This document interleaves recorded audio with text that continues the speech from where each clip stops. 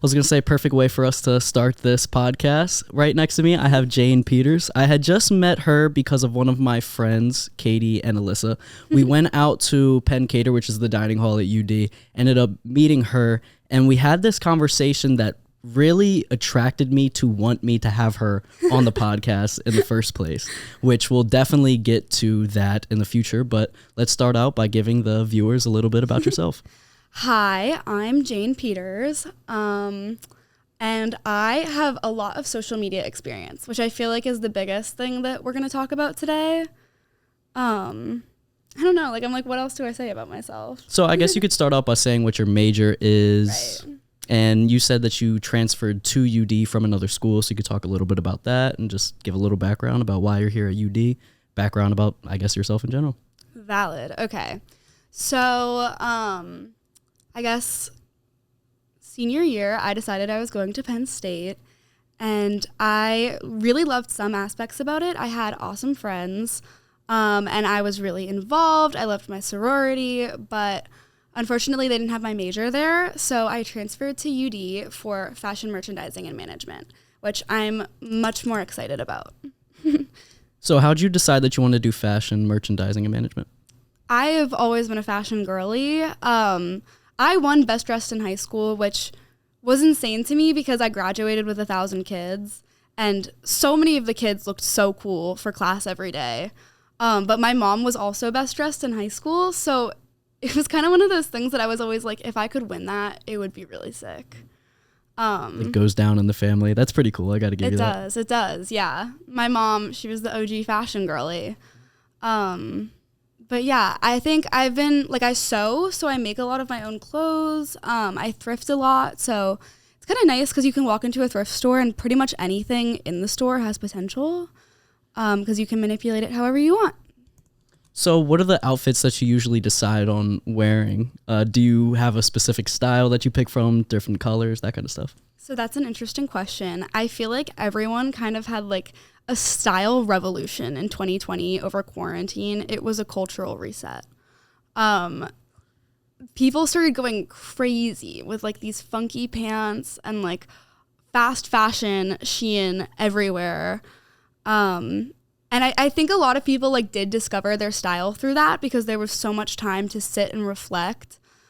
I think that I've always had somewhat of a, not preppy, not Southern preppy, but maybe old money preppy style. So for class, I usually try and keep it neutral. I like to look profesh. But I don't know, there's different genres of outfits, you know? If I'm going to a concert or something, I'm going to wear something fun. If there's a party, I always commit to the bit, so. Do you think that because fast fashion and because thrifting has been so prominent and popular in today's society, it's better because it's cheaper than all of the other previous fashion, what's the word I'm looking for? Where it's, do you know what I'm looking for?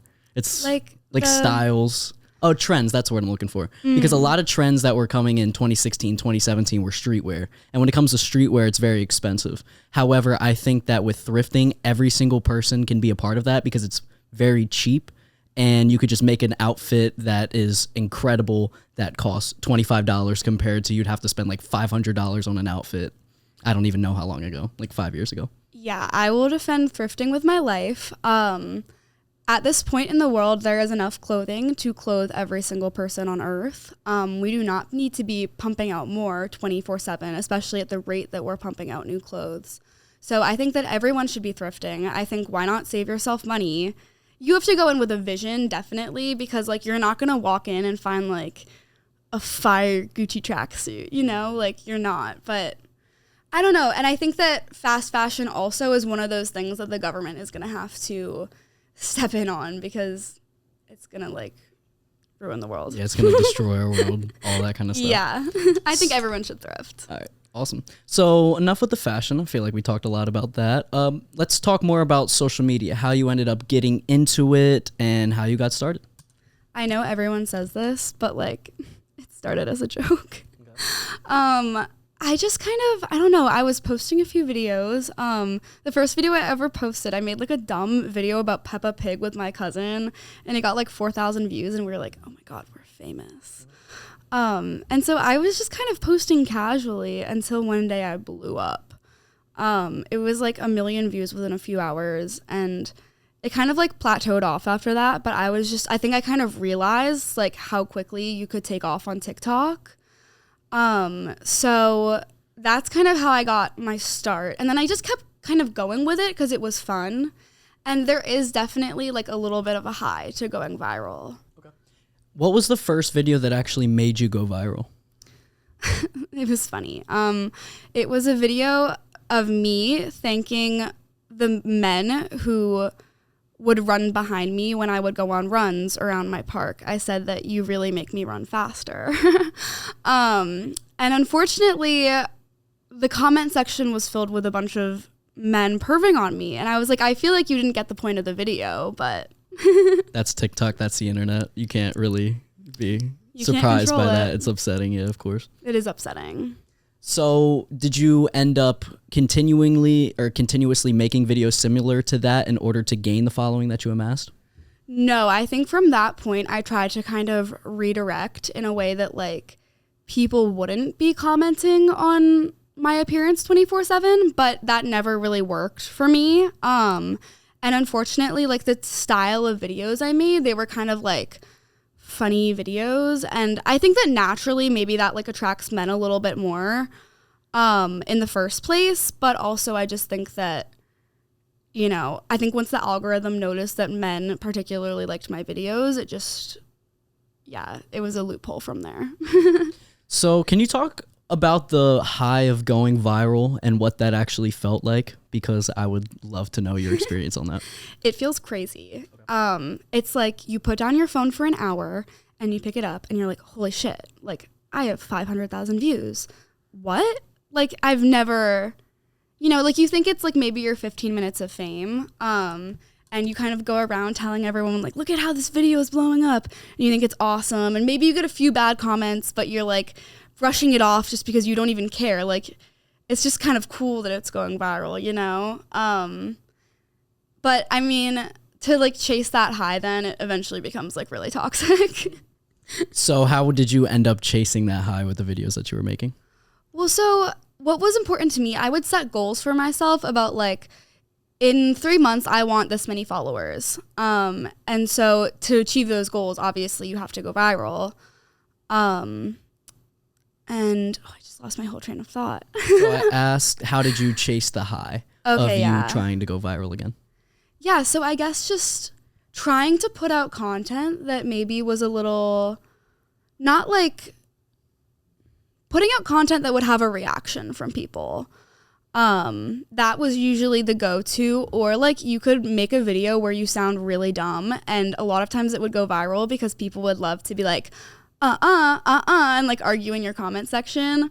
So I think it was just like, you would try and think about what would evoke a response from people.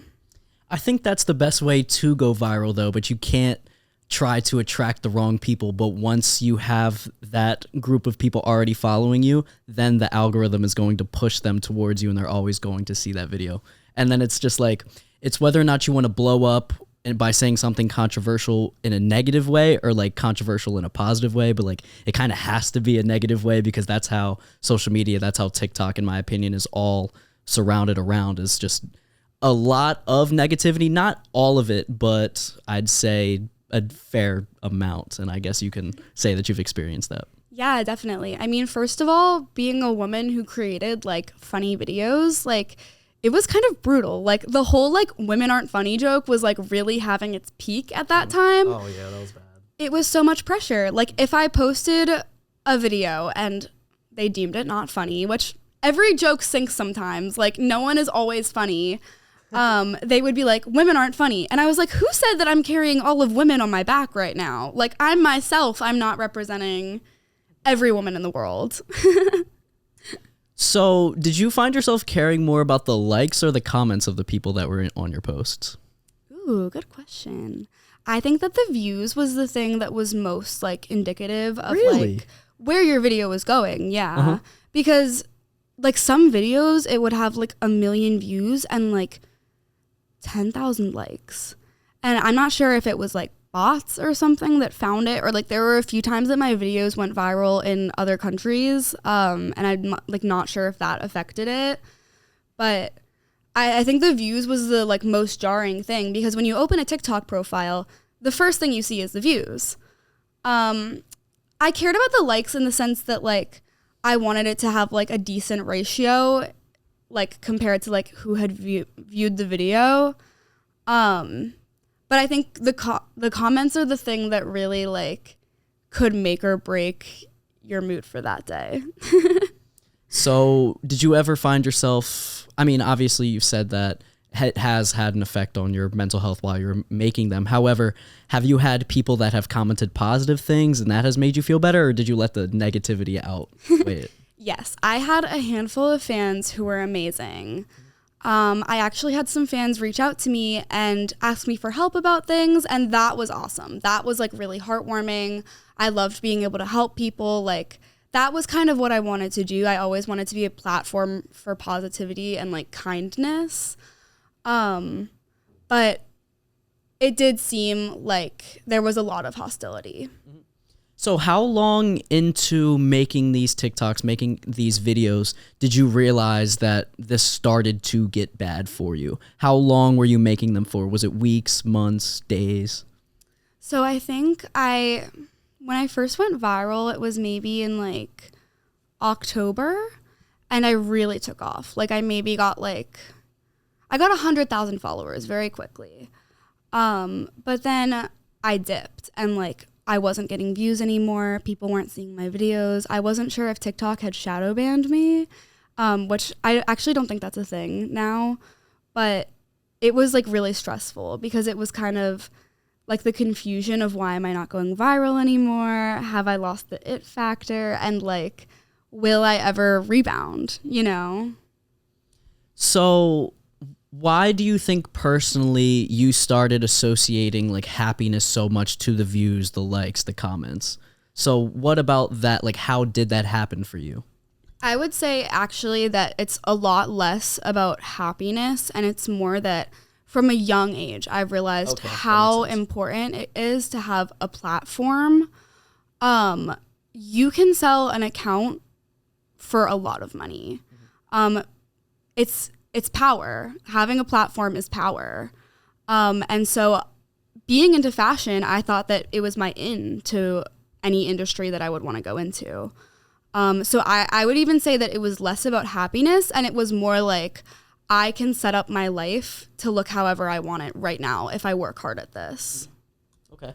So what experiences did you have in specific with TikTok that either made you want to continue further because you noticed that, whoa, this can put me over the edge? Did you have any of those that specifically did that? Did you ever get any brand deals? That's kind of yeah. question. So I did do brand deals. I wouldn't say if there was any that I was like thrilled about. I promoted Lil Uzi. I promoted Meek Mill, which was cool. How and when? It was their songs. Seriously, how did you promote them? Did you get paid? Yeah. Who reached out to you to do that? I had like a manager. Okay. Yeah. It was cool. It wasn't like really a big deal, I feel like. Can you actually explain to me how that process went? Because Lil Uzi's my favorite artist of all time, so the fact that you promoted his music is incredible to me. Yeah, I promoted Drankin' and Smokin'. Okay.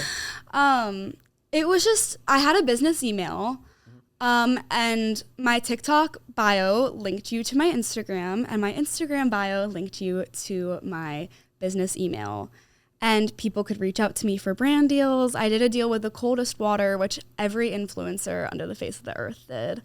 And eventually this guy found me, and he was like, hey, I can hook you up with deals pretty much whenever you want them. And like, it wasn't always like a ton of money. Like, it kind of depended on the deal that I was doing. And in retrospect, I definitely think that he was taking most of the money.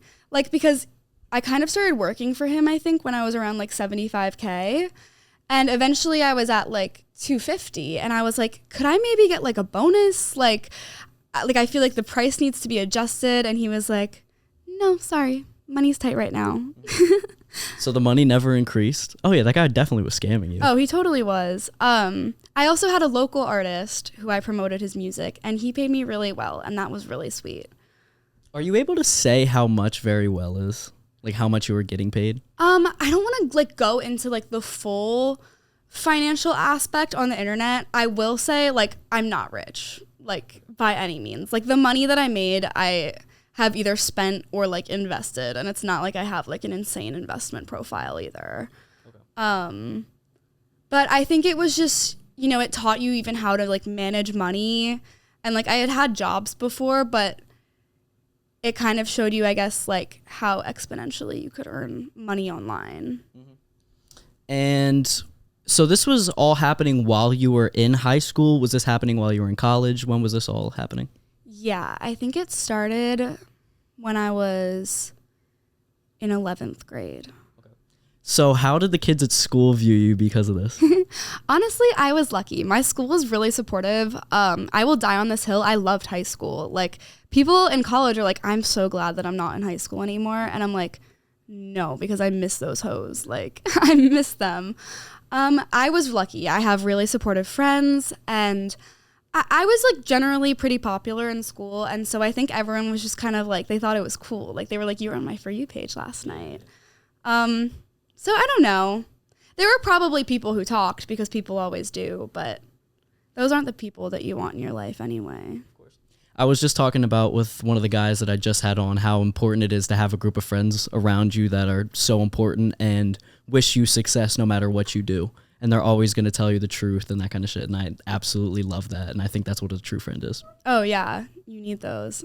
I have a group of like me and 3 other girls, and they're my sisters. And they'll tell me anything, but like we'll never not be friends.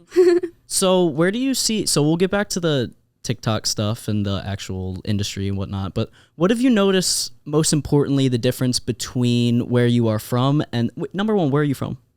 I'm from outside of Philly. Okay, so you're from outside of Philly. Everyone always says outside of Philly. I like don't want to dox myself. No, of course, don't dox yourself. But so you're from the Philly area. I will just say that. Mm-hmm. What have you noticed most differently from there compared to UD in general? Because I always love to hear people's experiences on what it's like to be from other states coming to Delaware, because I feel like Delaware is a very interesting state. So I'd like to hear your opinion on that first. Philly is unlike anything else. Okay.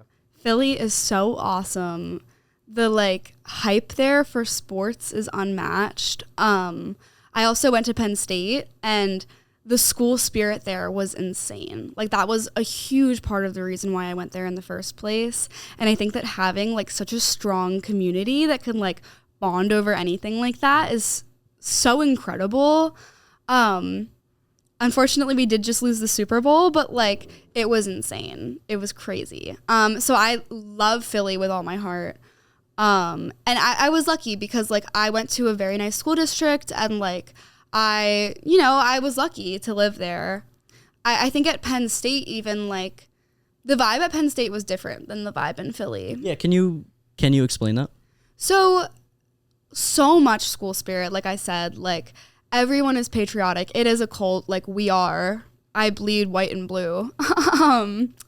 And there's a lot of good causes for it. I think that because of the fact that it's in the valley, the clouds actually don't move, so they'll get stuck over the valley, okay. And it will pretty much rain and snow every single day, and it's freezing. So it actually has one of the highest rates of seasonal depression in the whole country. You can't get a therapist there. Like, they're all booked, which is a little ironic since it's called Happy Valley. And I also think that maybe when it's cold out, sometimes it makes people a little bitter. Yeah. Like, people were definitely nicer when it was, like, the beginning of the year or the end of year when it was nice and warm. And I actually think what's been a little bit of, like, not like a culture shock, but with UD, a lot of people that I've talked to have considered it a Southern school.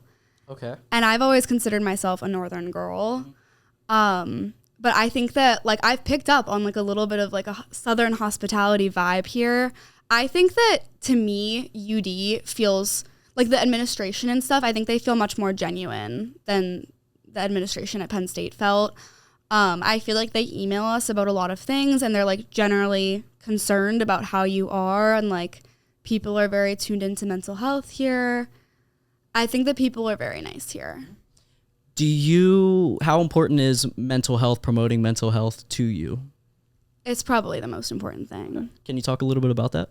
Yeah, I think that, it's obviously becoming a worse and worse issue. I think that a huge part of that is social media, and just the whole comparison game that you could never win. But I think, I think that we obviously know that genetically some of those mental illnesses are passed down generationally. And so they're probably going to keep getting worse. And I think that we really need to be proactive about stopping, at the very least, mitigating how badly we let it get. Because if you're not well mentally, you're not going to be able to perform in any other aspect of your life. So regarding, everything that we're going to talk about ends up going around in circles, which I absolutely love. So we're talking about comparison, and obviously that is very important when it comes to social media, because when you go on your phone, you can compare literally everything. People can compare themselves to their other friends. You can get a fear of missing out by looking at somebody doing something on their Instagram that you're not doing and all that kind of shit. How do you think this has affected how has this affected you personally by making these videos, by becoming a, influencer on TikTok? Do you feel as if you were feeding into that, or do you feel as if you were creating a positive vibe because of it? Okay, yeah, that's an interesting question. I like that question. I think that first of all, I was a good person to have a platform. Awesome. I've been pretty headstrong my entire life. I have a strong sense of self. And when people say things about me, I can just brush it off and be like, well, I know that's not true, so it doesn't matter. That being said, it definitely affected my comparison a lot. I definitely compared myself more when I was on social media every day. And that's a lot for me because I normally don't do that. Can you go into that if you would like to? Yeah, of course. I don't know. I think I always just I'm you know what? People are always going to be better at you in certain things. I'm never going to be an athlete. That's something that I'm never going to be good at, but I know I'm smart. I can be one of the smartest people in class. I know that, I'm charismatic. I can be charismatic, but I have flaws. I'm not going to be the best at everything. And I think that's just always important to keep in mind when you're comparing yourself, because there's just no point to it. I think that maybe comparing yourself against yourself can be good for a little competition to always be your best self. Yeah. But if you compare yourself to other people, you are literally never going to be happy. I was actually just talking about this with one of my friends earlier. I was saying how when you come to college, you have a ton of people that do not know who you are, and you can't ride off that high that you rode in high school because everybody knew who you are. So you can't just compare it, and you have to make that again for you. So I think that a little playful comparison with your old self, say, okay, how can I make myself better? How can I use what I did before in order to make myself better is better. And I think at the end, if you can find a perfect way and a perfect balance of okay, well, I don't want to compare myself too much because, well, sometimes I just can't do what I could do when I was younger, and now I can do it. It's better. But I just love the idea of the playful comparison. But at the end of the day, it's how do you find that balance, and how do you personally find that balance for you? Oh, definitely. Yeah. I mean, getting to Penn State, my high school was big, but you're a little fish in a big pond at Penn State. Mm-hmm. And hell yeah. Even I was worried of people going on my Instagram and being why does she have this many followers? Yeah. I didn't want it to be the first thing that defined myself, especially because I didn't even do social media by the time that I was in college. And also to circle back, you had asked about how I think that I play into the comparison game. Well, yeah, I was saying, do you think you stopped that? I'm just asking an honest question. Yeah, I felt I should address that because I was always hoping that if people looked at my content that they wouldn't feel bad about themselves. Awesome. That's good to hear. I always was hoping to be a positive person and to kind of have a realness on my platform that, I don't know, made everyone feel celebrated. And I feel that honestly just comes from being a genuine person when it comes to that. So how did you find a way, because I want to know this myself, how did you find a way to take your followers that you got from TikTok and end up transferring them over to your Instagram? Because I feel like TikTok's a very easy way. I don't want to call it easy, but it's a more efficient way to get followers on TikTok. How did you end up transferring those to your Instagram, transferring those to your other platforms? For sure. It definitely is. The potential for TikTok is sky high, but I just linked my Instagram in my bio, and I think a lot of people were just like maybe curious to see what my actual life was like, because the way that I presented on TikTok was not the way that my actual life is. So I think that they would follow me on there just like naturally. Like I never really like told people like, go follow my Instagram. Yeah. But there were a few times when we all thought that TikTok was going to get shut down because of all of the Chinese government stuff. And I did have a few moments of being like, guys, follow me on Instagram because like I don't want to like never see all of you guys again. So I think I asked this, but I might not have. I can't remember. What ended up making you like truly stop making the content on that account? When did it get to that point that you just wanted to stop? I didn't enjoy it at all. Mm-hmm. And I know that there's a lot of privilege in influencing and privilege in having a platform, but at the same time I worked for that platform. And it was a lot. Like you have to really think about the way that you want to present yourself on social media. And it's kind of like this hyper awareness of like the way that you move, the way that your face moves, the way that your voice sounds, like the way that the lighting looks. Especially because so many people are watching it. Oh, yeah. And you never know if it could go viral. So like you could be having your like shittiest day and it goes viral. And everyone in the comments is like, why do you look like a dead person? You experienced that? People would say that? People have said some really out-of-pocket things to me. Are you serious? That's fucked. Yeah. Yeah. That's awful. Oh, my God. Yeah. No, and it was always crazy, especially because I was on TikTok for like a small duration of time. But people would be like, wow, you look much more exhausted than you did when you started this. Like, have you gained weight? Like, are you getting enough sleep? Yeah. And I was like, wow, that's so personal. Like, and I was like, I thought I looked good today. God damn. So it just made you really hyper aware of yourself. And I mean, that's interesting because I love how you're saying you gained this huge amass of following. And this is what so many people want to get today. That's what I want to get. That's why I'm doing these podcasts. I want the views. I want the followers, because the more followers, the more money I can end up making and the more I can get my name out there. But the fact that you're saying you got all of this and what a lot of people desire and you just hated it, you despised it. And I think that's so cool to hear experiences from the other side. And I just want to say thank you for being willing to say that in the first place. No, of course. Yeah, I mean, again, it's a privilege, but I think that influencing is not worth it unless you're talking about something that you love. And I wasn't. Like, making little jokes, like, I don't know, sometimes it's kind of funny. When you have a good joke, you're, like, excited to post it. Mm-hmm. But, I mean, I'm not, like, passionate about that. I will say, like, a lot of people would comment, like, you make me smile every day. Like, you're so, like, I don't know, like, you make me feel happy. And that felt great. Like, it really did. I, like, adored that, you know? I want to make people feel happy, but I think like you need to be self-aware enough too to like know when to step away. Mm-hmm. And it's like, I think that people think that you just pop on and make a quick video and, you know, type in some hashtags and post it and bam, you're done for the day. But it's really like, how do I want to present myself today? Do I want to wear this top because like I might get like a bad reaction from it? Or do I want to change what I'm already wearing? So that people will perceive me a different way. And like for your own personal like brand, just like, what do I even want to talk about? What do I think is like acceptable to talk about on my page?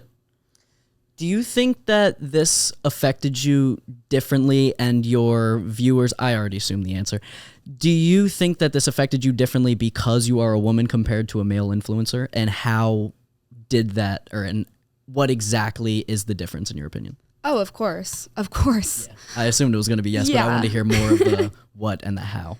Being a woman with any type of power is brutal. Like, people don't like that. People don't like that. And I will say that a lot of, like, people are insecure. They don't like that someone could have that power. And I also think that you get discredited a lot for what you do, especially if you have a pretty face. People love to say, oh, you're only famous because you're pretty. And it's like, have I not talked about like stuff that actually like matters a little bit? Like, I put a lot of work into this. Like, you're not going to acknowledge that I'm hardworking or acknowledge that I'm creative. So I think it was frustrating getting discredited a lot. And then I also think that there's kind of a hostility towards women trying to create like any platform for themselves in the first place. The time that I influenced, I think, was really incel-y, to be honest. Like, I don't know if that was just my perspective, because my following obviously was not my favorite, but I think that men can be really confident in the way that they present themselves and, you know, be really headstrong, and they're applauded for it. And I think that in my experience, when I would do that, it was like, why? Like, you can tell that she thinks she looks pretty today. She shouldn't think that. And it's like, well, why shouldn't I? You know, like, why shouldn't I feel good about myself? I should. Because everyone should feel good about themselves. That's fucked. It is fucked. It is fucked. Where do you think that stems from? I think it stems a lot from, honestly, like, not wanting women to be able to rise up. Like, I think where a lot of, like, disequality happens is literally just in social situations where we don't want women to have a voice. We don't want women to feel good about themselves and feel like they could stick up for themselves and be a leader, you know? And I think that maybe some men are also threatened by the fact that, you know, a woman could make more money than them and a woman could gain more of a following than them. You know, like, I think that sometimes people want to feel like they're the better person, I guess. I don't know. That's cool. I appreciate that you're so passionate about that as well. What interesting experiences have you had with people in general on social media? We talked a little bit about this before we started, but has there been any like creeps and all that kind of shit? And I actually want to talk about that. I could talk about this for way too long. Let's go. I want to say this so clearly. If you are a girl or a boy under 18, think long and hard before you put yourself out there like that, because there are pervs. And whether, like, I don't care what category your content that you're creating is, people will find you and they can tell that you're a young person and they will prey off of that. I was telling you before we started filming this, there are pedophiles in the industry. There are big creators who are verified, millions of followers, and they were all up in my DMs like, hey, like, let me fly you out to LA. And in what world do we think that a 26-year-old man asking a 16-year-old girl that is okay, you know? And you're kind of wowed that you're getting attention from someone who is rich and famous and, like, you know, someone that people would recognize. And I think it's dangerous because I was lucky to recognize that that's not acceptable. I was going to say, do you think other people that are in that situation would not realize that? Yeah, like, I consider myself to be a street smart person. I think that I generally can assume what people are thinking. I think I can think about what their intentions are. But I think some people are just more naive. And it's not their fault. Yeah. But you can get yourself into some bad situations if you're not thinking through your actions and what other people are trying to gain. So you're saying these people with, like, massive followings, 25, 26, were hitting you up when you were 16? That's fucking awful. We all know what the Hollywood industry is like. Yeah. It's creepy. It's creepy. Like, and, like, aside from just that, like, you will have interactions if you are online that threaten your personal safety beyond that. Like, I think that, like, obviously having some creepy attention from these huge creators, it's awful, and they shouldn't be using their position to, like, gain power over you and, like, get what they want from you because you're kind of, like, dazzled by their profile. But I think aside from that, like, stalking is very much so real. When you're... Can you go into that? Yeah. I can go into that. Please. Yeah. I was lucky. I've never had like too awful of situations with stalking, but you know, there have been times where people will like, you know, slide into my DMs and they're like, I know where you are right now and I'm going to come and find you. And it's creepy. Yeah, it's like, don't come and find me. That's fucking terrifying. Yeah. And it got to the point where I wouldn't like post pictures like anywhere surrounding my hometown because people would be like, oh, is that blah, blah, blah? I live right by there. Like, I'm going to start coming every day to see if you come back again. And I was like, don't do that. Like, really don't do that.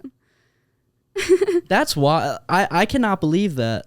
I'm serious because, I mean, the following that you had, you're popular. You've amassed a following. But for that many experiences and that many people to hit you up in that kind of way is like actually disturbing. I cannot imagine what it is for those even massive creators.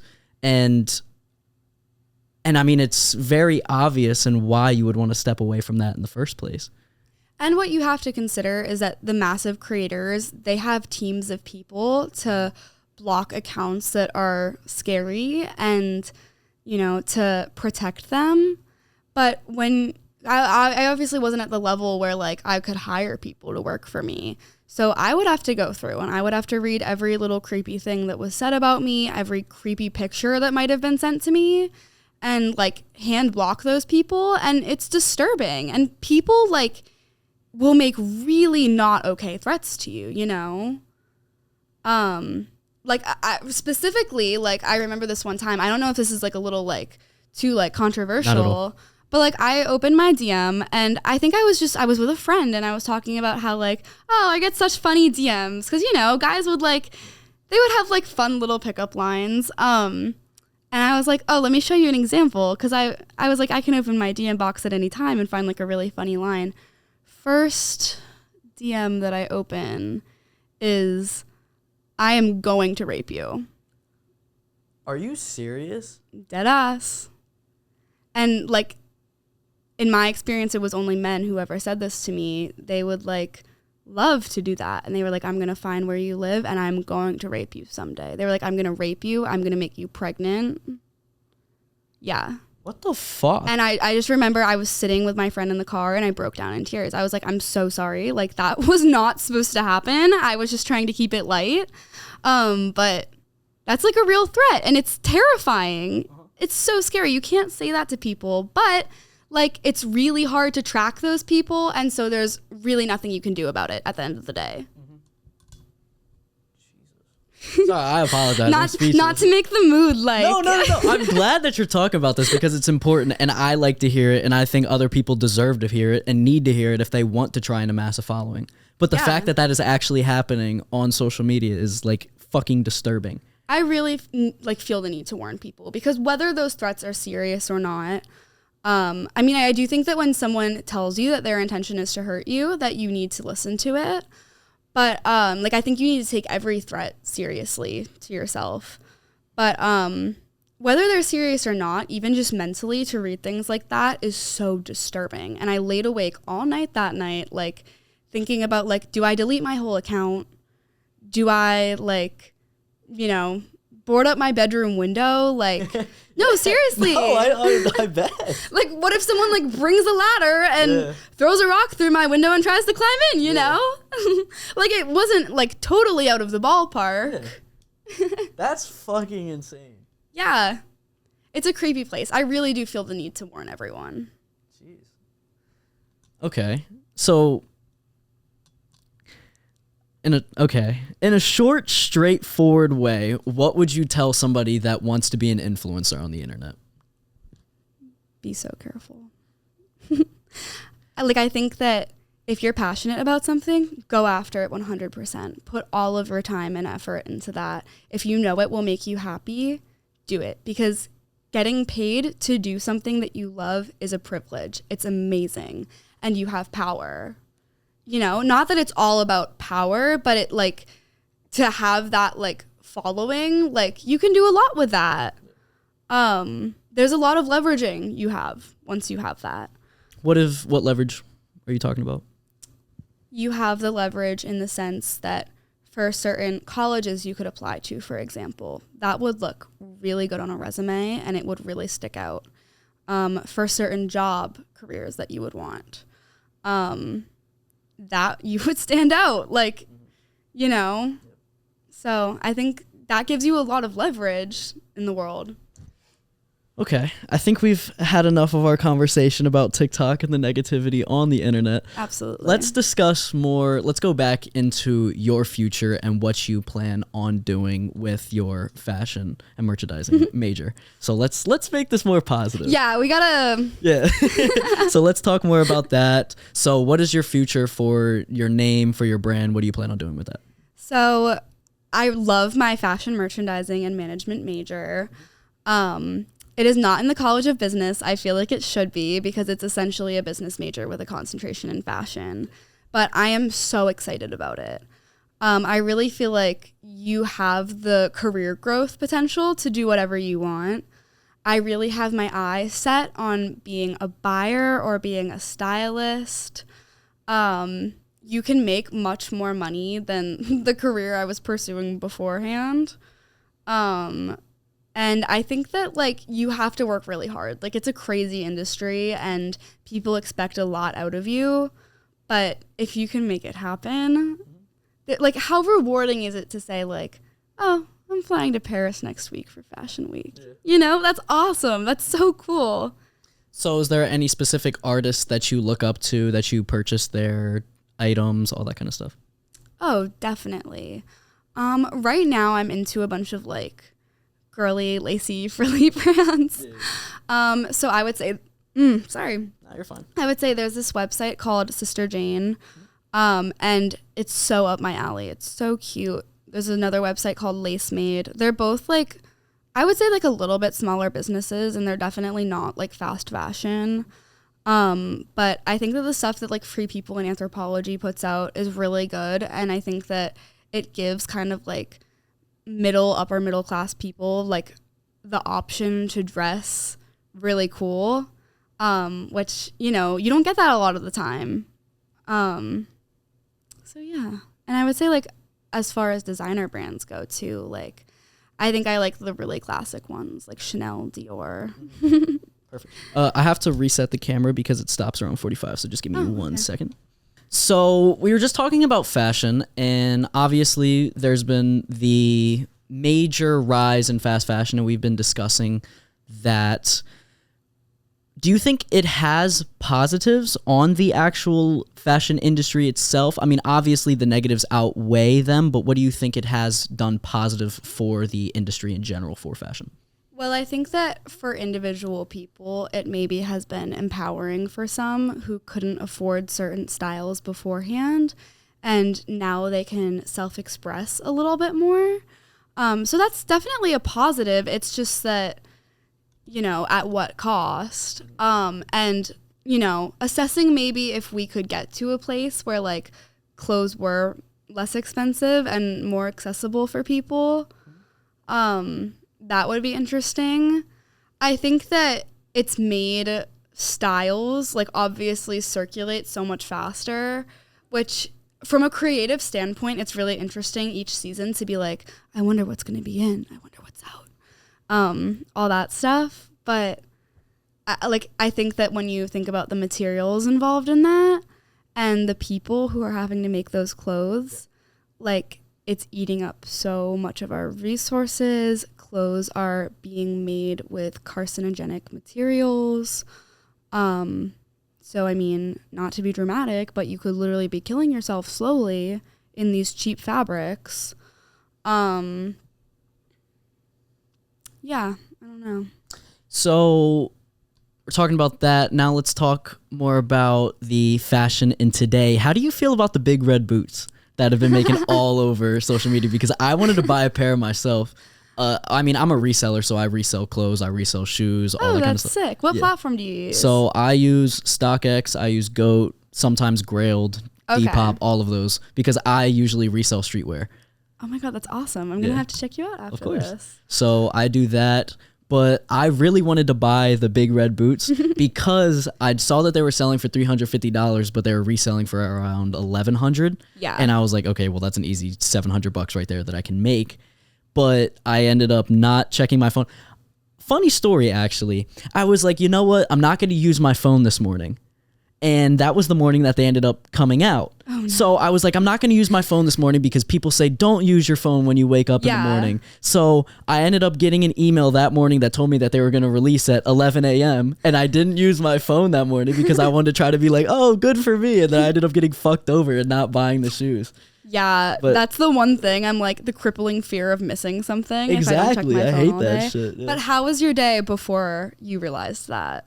I mean, I got up, I took a cold shower. So I've been taking I would say I've been taking cold showers every morning, but I start out with like a 5-minute, 6-minute warm shower. Yeah. And then I end up adding like 2 minutes of cold at the end because I've heard, I don't know if it's just some bullshit statistic. No, I think it's true. No, I think it is too, but I saw something that it increases dopamine, epinephrine, and norepinephrine by 400% if you take at least 11 minutes of a cold shower a week. I'm not gonna lie, I feel pretty good. That's awesome, yeah. So I would say that I definitely feel better. I haven't noticed that much of a difference between like not using my phone in the morning when it comes to that though. Because I do know that using your phone automatically kickstarts your brain and it almost introduces stress automatically to your brain because then you're looking at your phone trying to find all this shit. But I'm not going to lie, that kind of helps me wake up in the morning because if I look at my phone when I wake up in the morning, it wakes me up automatically. Does that make sense? I definitely agree. Sometimes I think I need the overstimulation of my exactly. phone. But I think this is really interesting. I have ADHD and I don't know how it went undiagnosed for so long because I only just got diagnosed. But if you have ADHD, your brain is like missing steps in its dopamine. And it's really hard to get tasks done because you are just missing that motivation entirely for the most part. And so I think that if you're someone with ADHD or just like general attention problems in the first place, you have to be so intentional about like tapering the amounts of dopamine you get throughout your day. And I think that starting your day off first thing with the phone, that's the worst thing you could do. Because then the rest of the day, your mind and body are like, why don't you check your phone? Like that was more exciting. Okay, that makes sense. Wait, so what's your screen time a day then usually? Should I check? Yeah, check. Mine is actually terrible right now. I think mine's like 6 hours and 30 minutes, which I'm not going to lie, it's been a lot worse at certain times in my life, but I feel like right now it probably won't be mine's crazy. Really good right now. It says daily average. Okay, 5 hours and 4 minutes. 28% decrease from last week, though. Last week, I was 5 hours and 44. 5 hours and 39 right now. Fucking perfect. But I will say, like, because I've also had jobs doing, like, social media management, and, like, my screen time would be really high with those jobs. Wait, what is social media management? What does that actually mean? So it's really cool. You can take over a brand's Instagram and kind of like rebrand their account, make their posts for them, talk about whatever is pertinent to the brand. So I was a social media manager for the Penn State Department of Plant Science. Okay. Which was really cool. My boss was really great. Unfortunately, I got 2 concussions and that kind of was the end of my job because you're like not supposed to go on screens when you're concussed. But it was cool, you know, it was cool. It was fun. So do you have an interest in plant science or did you just end up working in that? Well, I was just kind of applying to jobs and, you know, I figured I would be good at this. And I wouldn't say that I have a disinterest in plant science. Like I do think it's interesting and I learned so much cool stuff on that job. So honestly, I would say like I'm a pretty open-minded person. I like to learn about everything. And I have a very like diverse resume. So I just feel like if anything, it makes me like a more interesting person. What have you done so far? I mean, obviously that's a very like huge question you can answer with anything, but like what have you done so far resume wise? I think a crazy one is that I've worked in politics for a few years now. Really? Mm-hmm. Doing what? Mostly canvassing, yeah. Holy shit. But yeah. Working for what candidates if you want to say that? He's a local state rep to me. I'm like thinking about whether I want to share his name You or don't not. have just to. Because, You what, could I'll just just say it because you could find it if you were on my Instagram. Okay. Steve Malagary. He is a local Democrat. And I've worked for him for a few years now, and it's been such an amazing experience. I could not say anything bad about that man because he is like the most genuine politician ever. So what does that job usually entail? Do you post stuff for them? Is it almost like a public relations? How does that work? No, I don't post anything for them. The job is basically going door to door and spreading important voter information. So like a lot of times I would help elderly people like getting mail-in ballots. Yeah, because especially like during the pandemic, a lot of them didn't want to get out to vote, but their vote is important. So helping them set up that stuff, reminding people of when to actually vote because some people don't know, and also I guess clarifying misconceptions that they have. And then, obviously I would try and sell them on Steve because I think he's a great guy, but something that Steve always wanted me to ask was, is there anything that he can help you with in the area? And he has done a lot through asking that question. And so there were a few instances where people would kind of like tell me a local issue that they're having, and, you would be able to help them. And it was awesome. I think that's really cool. I don't want to bring negativity back, but do you feel afraid that you have to that even just you saying what his name is, that he's a Democrat, Republican, whatever he may be, do you think that's like bad for society in general? Specifically? That there can be a backlash on whether or not you say that you're supporting or you are helping out a Democrat or a Republican. I mean, we all know that the founding fathers did not want America to get into a two-party system. I think that a two-party system is actually extremely toxic. I really like the ranked voting system that is used in but in a few other countries because... How does that work? So it's basically like, let's say that there's 6 candidates. Every single person in the country who votes would rank from 1 to 6, like their top candidates to their bottom candidates. And each position has a certain weight. And so they would like gather up all of those points, all of the weight, and they would basically choose the politician who like most of the country was okay with. Okay. So right now, like with like the Biden, Trump stuff, you have 50% of the country that is unhappy. That is awful. That's horrible. That's not what we want. Only half of the people to be happy with the way our country is run. And that's if you're being optimistic, because I don't think everyone is even happy who would be in that 50%. And I think the nice thing about ranked voting is that although the politician who is in power may not be your first choice, you can live with a lot of their decisions. Okay.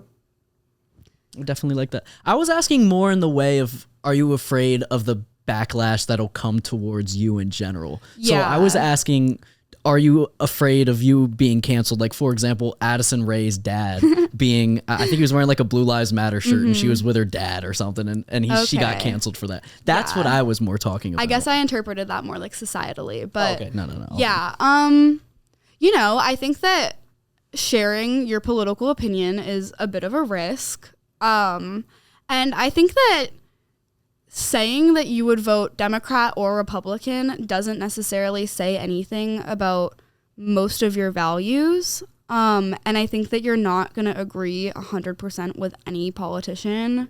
I 100% agree. I think a majority of the people in this country, and I'm pretty sure it's like statistically proven, are in the middle regardless. Yeah. And when I went door to door, the independents that I spoke to were most often the most like educated about who they were voting for.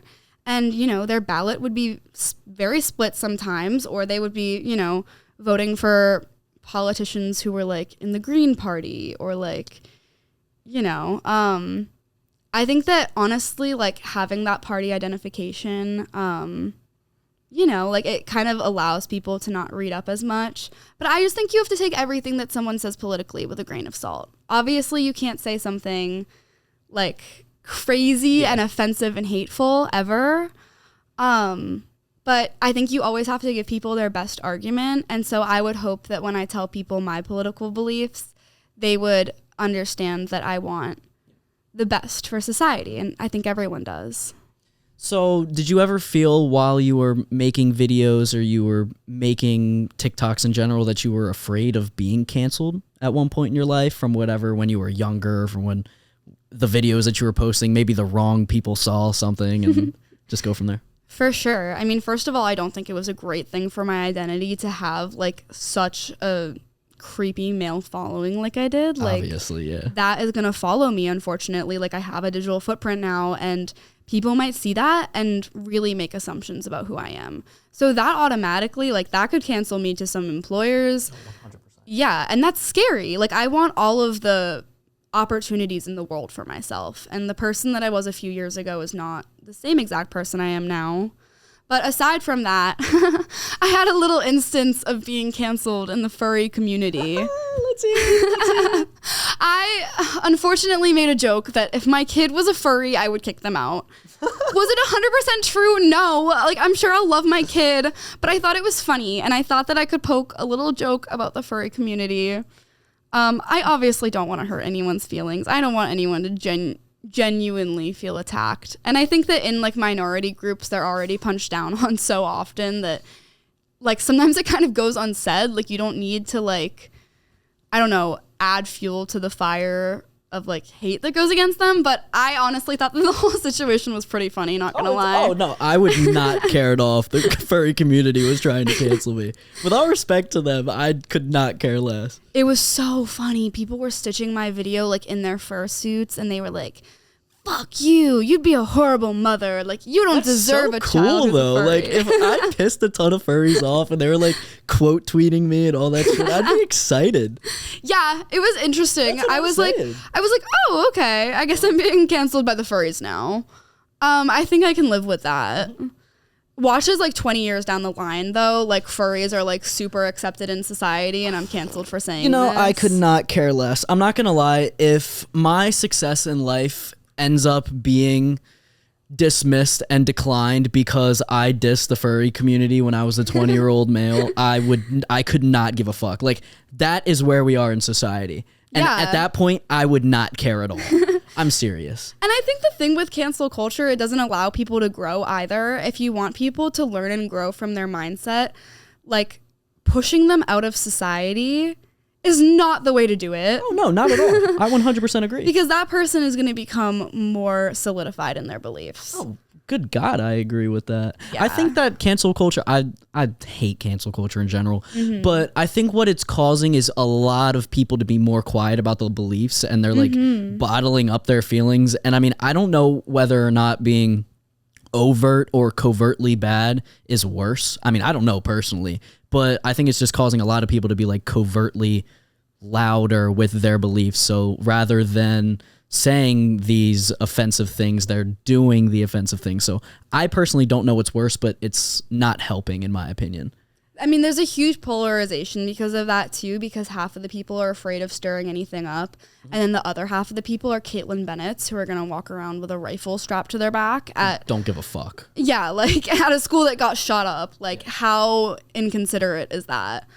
But that's not the point I'm here to make, I guess. Yeah. Like, I think that, it certainly fuels the polarization, but at the same time, like, I think that you have to think about the time that certain things were said in. Obviously, some things are not okay no matter what the time is. I agree. But, people learn, people grow, society adapts, and hopefully people's minds adapt with that. So I'm glad that you brought that up, because I had a lot of questions myself when I was a freshman in college, because I was in an interpersonal communications class, and my understanding was that, okay, this is a hot topic. I'm just going to bring it up. You can stay quiet. I'm just going to sell my beliefs, okay? So I am completely open to transgender, non-binary, they, them, all that kind of shit. I have no issue with that whatsoever, but I completely understand why our society would turn a side eye to it and be confused, because it's something that all of a sudden is so brand new to our society. It's brand new in the past like 3 or 5 years. And I feel when it's something so different to what we have been used to in our past, it's impossible for our society to just all of a sudden flick a switch and be okay with something like that. You have to expect people to be confused, to be weirded out by that kind of shit. It's not something that is just so easily applauded and to be comfortable with. That's my opinion. So I asked that to my professor. I was like, why do people expect that to be so normalized in such a short amount of time? And he was like, that's an incredible question, and I don't think that's offensive at all. His answer was, when it comes to somebody's identity, when it comes to somebody and who they are, who they believe that they are, they want a change and they want it now because it's who they identify as. And what somebody identifies as is one of the most important things to a person. Absolutely. And if society completely cold shoulders them, then it's going to make them so uncomfortable. But then it's like, where do we find that balance? How do we understand each side? Because obviously there's going to be a group of people that are going to look at it and they're going to be so weirded out, which is understandable. But then it's also going to come down to the people that are comfortable with it, but you also have to understand that you're allowing them to be like that, which is completely okay. But then you also have to like find this balance. Okay, I understand why you believe that. I understand why you believe that. But then how do you get anywhere with that? You know what I'm saying? Like, yeah. So there's a lack of information. I think that that is one of the biggest things. And I think that a lot of people who wouldn't be as progressive about it, you know, it should be taken with a grain of salt that they don't have the best education generally. Obviously, there are also a lot of like religious beliefs that can play into this. I think bottom line is that when someone tells you who they are and how they want to be treated, to respect them, you should make them feel accepted.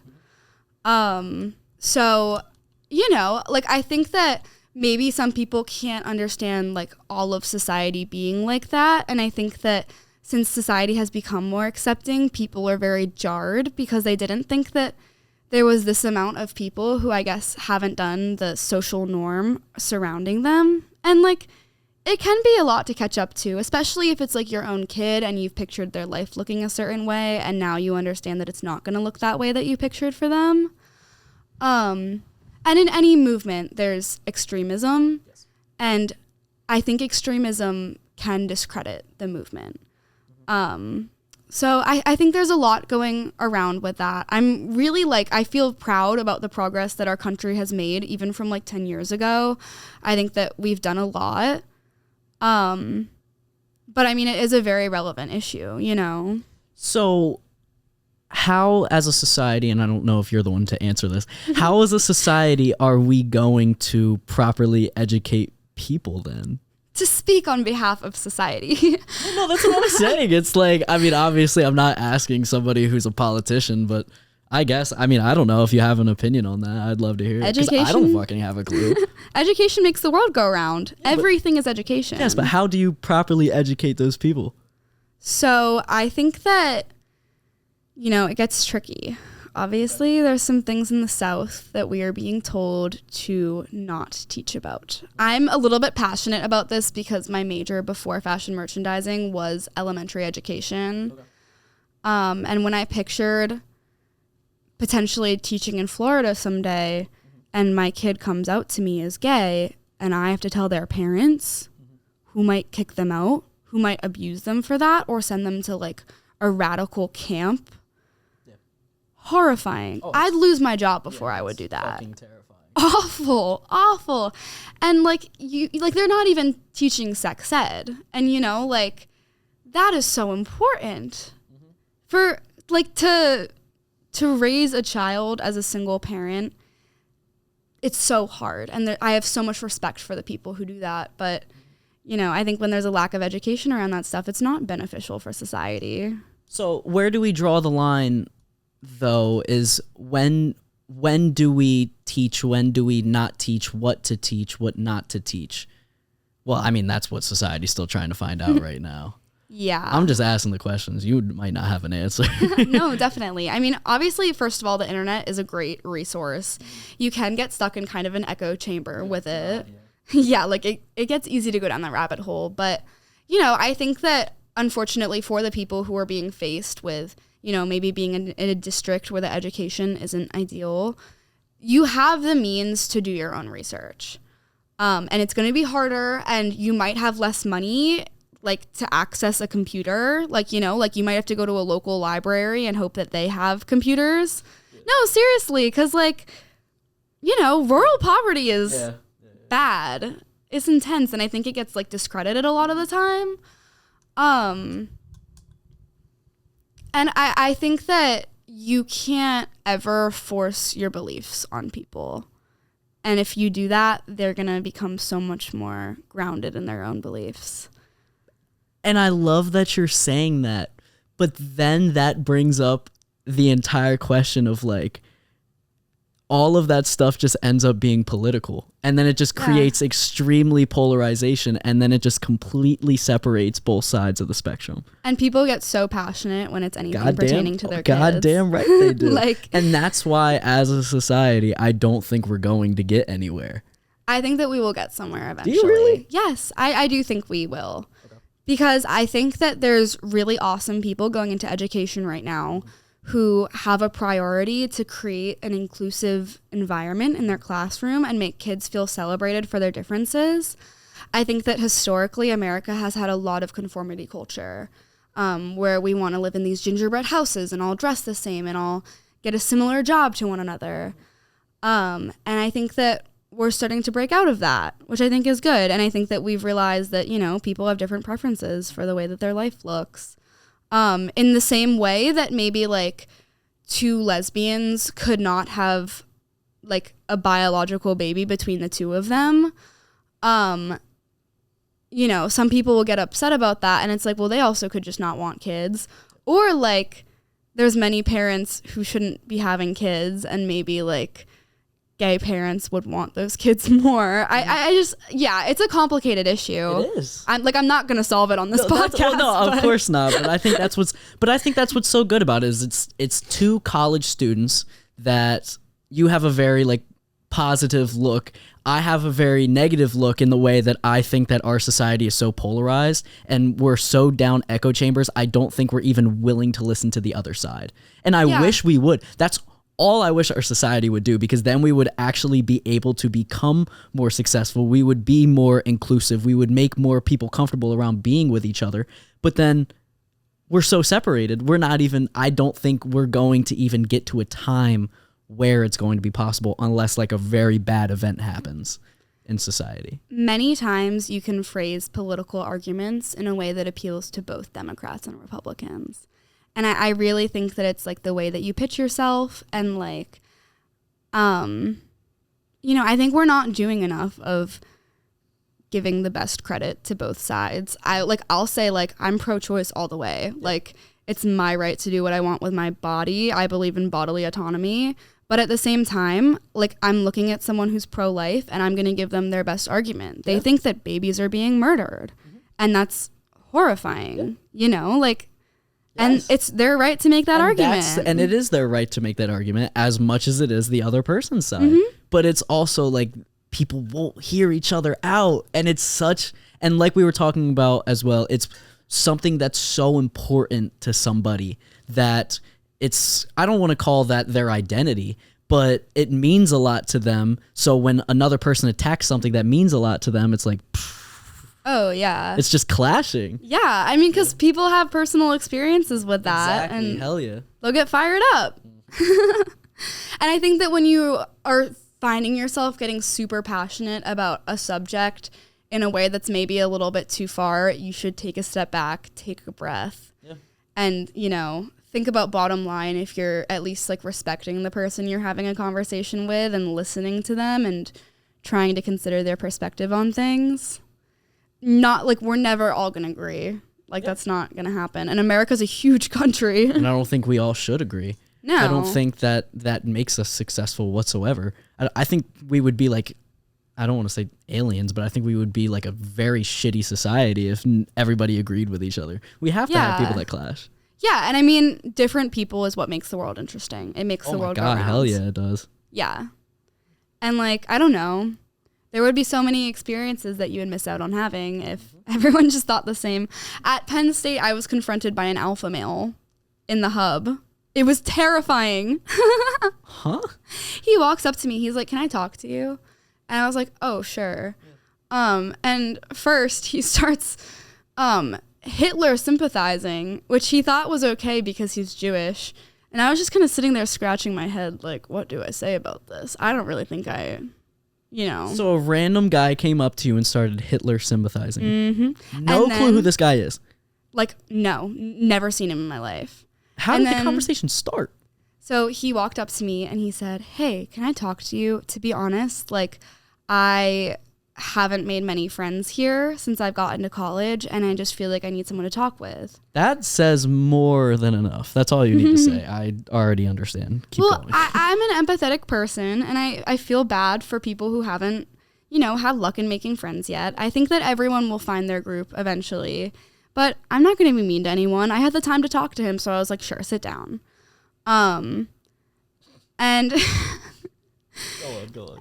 yeah, I don't know. No, you're a very nice person. I like that. Keep going. Like, I will say, like, maybe I pitied him a little bit. And, like, I wouldn't want to be pitied. But, so he starts talking, and it was very obvious that he was asking me questions, not because he wanted to hear my opinion, but because he wanted to share his opinion with me. So he was like, what do you think about Greek life? And I was like, well, I'm in a sorority, and I love it. Delta Gamma, like... drop my anchor. And he was like, in my opinion, there's 3 reasons why guys join frats. Number 1, brotherhood. I don't need to pay to make my friends. I find the right people on my own. And I was like, well, you just told me you don't have any friends, but okay. And then he was like, number 2, bitches. He was like, I don't have to work for bitches. Bitches flock to me. And I was looking at this man like, no, they fucking don't. Like, I can promise you they don't. I don't know. Maybe he's in a certain social circle where maybe they do. He gets bitches, I guess. I don't know. And then he goes, number 3, booze. And he was like, I think booze is wrong. And I was like, okay, you're entitled to that opinion, I guess. But yeah, it was kind of crazy. And then, he gets into all of the Hitler sympathist stuff, which I was really blown away by. Can you be honest with me? Mm-hmm. Was he a conventionally attractive guy? No. Okay. He was not. Wondering. Okay. No, he wasn't. Okay. But like, I think I would have been more weirded out if like a super conventionally attractive guy came up to me and was like, can I talk to you? I don't have friends. Like, I'd be like, why don't you?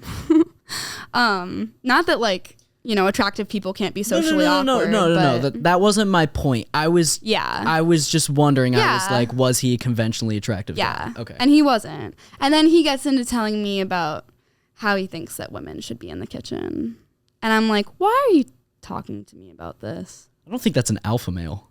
I think that's an incel. I think there's a very big difference. Like, I mean alpha male in like an ironic way. Oh, okay. Like when it was going around in like a derogatory way, like, oh, he's an alpha male. Like, I'm a sigma. Okay. He's a sigma, yeah. Okay, I gotcha. Yeah, I don't know. It was really funny. He was like, one thing about me is that I'm going to be a billionaire someday. And I was like, how do you plan on doing that? And he was like, I just am. Trust me. I was like, you are so confident in yourself. Like, I would love to live in a world of delusion like that. True sigma. I know. And telling me that I should be in a kitchen, I'm like, oh, my bad. I'm going to drop out of college right now. Right now. I'm going to start reproducing right now because it's my responsibility. Jesus Christ. That's terrifying. I swear, people like that are actually like really scary. They terrify me. I'm not going to lie. I think everybody deserves to have their friends. Everybody deserves to have like close-knit people. But when it comes to that shit, like, how do you get to that point? That's my question. Because I had a kid when I was a freshman in high school, okay? This dude told me, he threatened to kill me with his mom's pistol. Hold on, I'm not done, okay? He threatened to kill me with his mom's pistol. He said all gays deserve to die. He said all Jews deserve something. And, like, he just said all this shit to me. Yes. Swear to God. And I was like actually threatened. I was fucking terrified. Yeah, that's awful. Awful. I know. Absolutely awful. This kid said this to me. Okay. I went to the administration and I said, I was like, can you please help this kid? I'm scared. Get this dude some help. I don't know if he's going to harm anybody. I'm fucking terrified. Okay? I asked the administration. He just needs a friend. You should have saw him the first semester that he was here. He was so happy around all of his friends. Yeah, this dude was like not a Hitler sympathizer, but he would always talk about World War II and fucking like Russian and Nazi shit. I was terrified of this kid. Like, why would I want to be friends with him? No! Controversial opinion. I'm a very warm person. I'm an extroverted person, and I will never disclude someone. I will never be mean to someone. But if some people don't have friends, I think that in some situations that says more about them than it does about other people. I agree. I 100% agree. Because I love weird people. Like, I will die on that hill. They are interesting people, and they add flavor to life. And I think that no matter what branch of weird person you are, you can find other people who match your vibe, you know? And so if you don't have any friends, like, who are you appealing to? My question is, where does that start? Where does that stem from? How do you end up getting that person the help? What, I don't know where to start, because you say, all right, well, your belief is wrong because it fucking is, number one. And then number two, it's like, okay, well, you have to get this kid some friends. He's not going to fit in with a lot of people. No. So what steps do you work on? You know what I'm saying? I don't know. That shit terrifies me. Some people are real contrarians, you know? Like, I could look at an apple and another person could look at the same object and say that's an orange. You know, like, some people are contrarians. They like to be a contrarian. And I think when people feel rejected by society, they, you know, tend to develop their own really radical opinions. And you have to think, like, what happened to that person to make them this way? That's what I'm wondering. I don't know.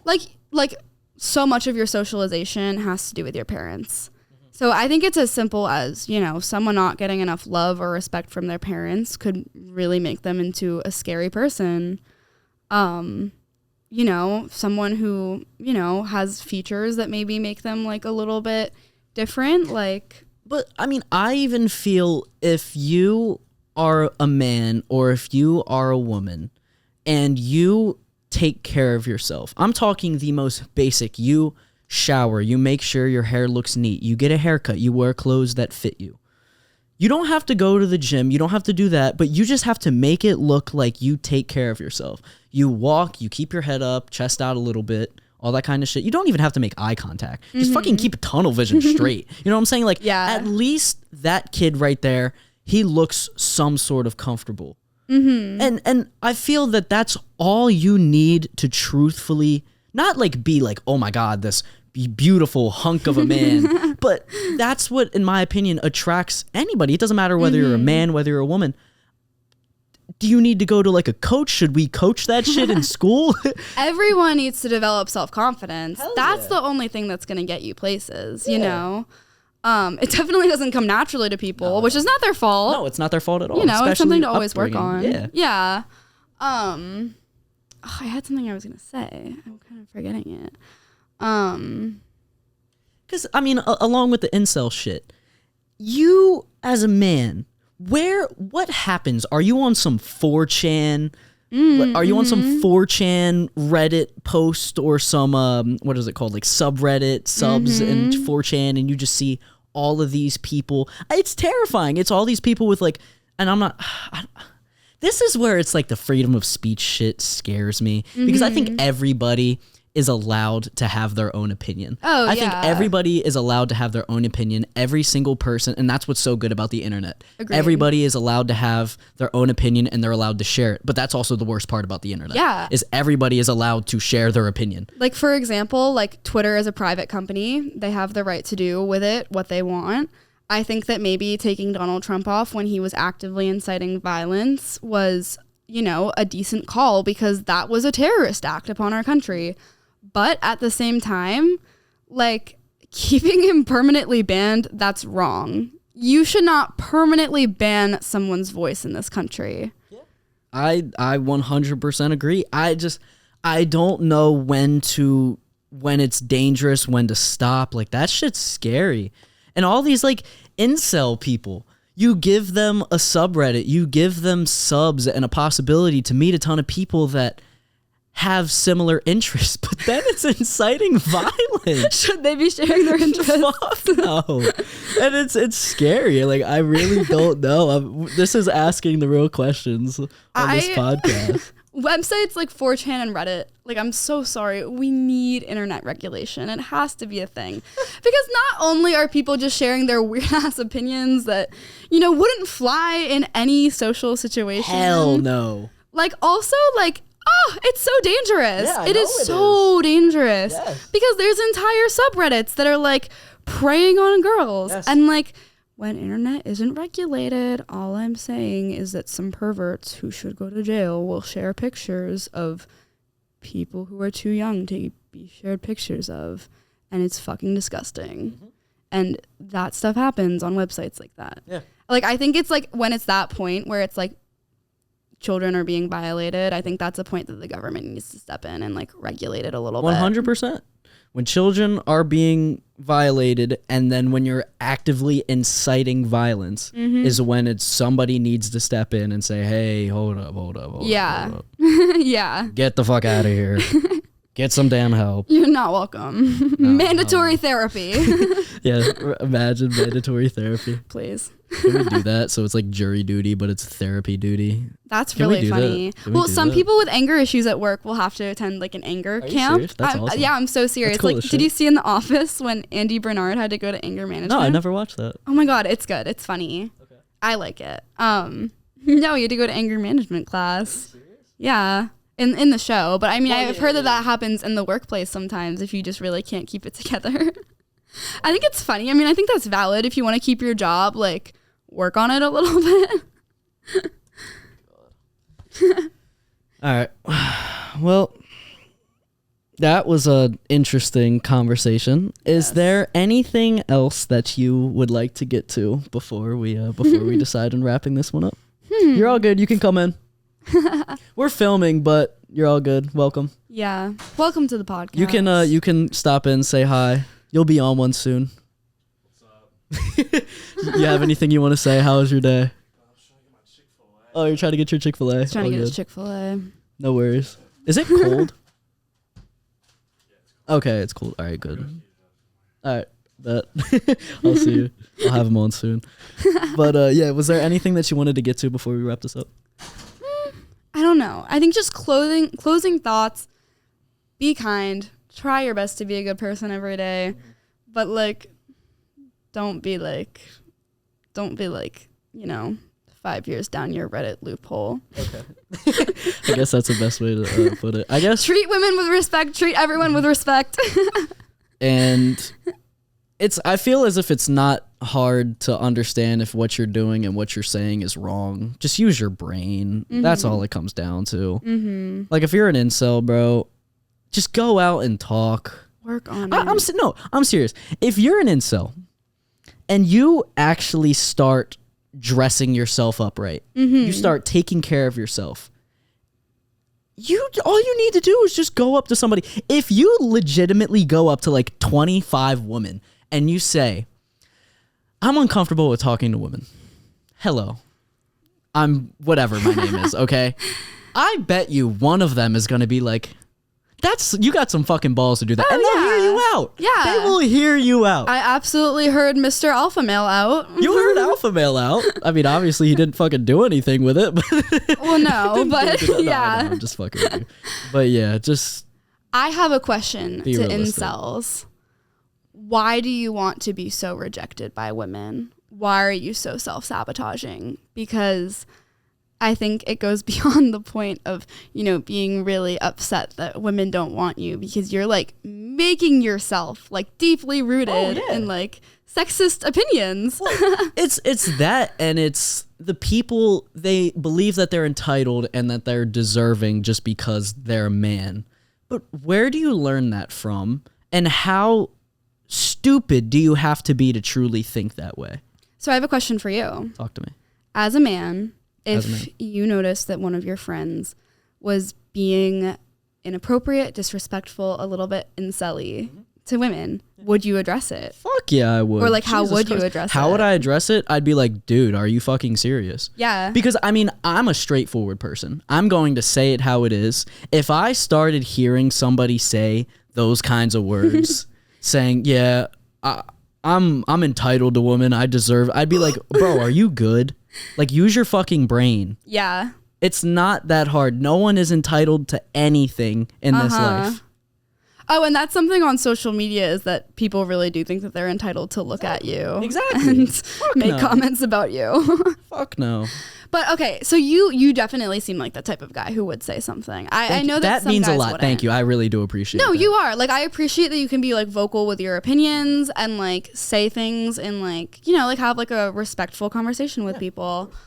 Yeah, because I think at the end of the day, like, you know, men who do feel like that are not going to listen to a woman telling them to knock it off. Obviously, like, they need their peers, their fellow men to set them straight. And in order for somebody, and this is going for, I guess specifically for men, but this can go for anybody, in any sort of situation, whether you're dealing with an incel or not, if it is truthfully something that you actually believe in, and it is something that deep down you know you're doing the right thing by trying to help somebody, and you are not harming yourself in the process. I'm not talking like mentally harm, you lose a friend. I don't give a fuck about that friend. If they're doing that, I don't think they should be in a friend in the first place. Yeah. But I'm going to try and help them regardless. But unless you are not truthfully causing like physical harm to yourself, I think that it is your duty to stand up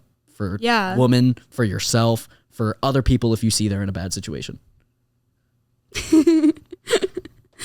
Seriously. Message to all those men out there. There we go. I think that, like, be a protector. Yes. Protect women. Goddamn right. Protect women. I love that. Of course. Just like women should protect men. But Thank you. It goes both ways. Exactly. It goes both ways.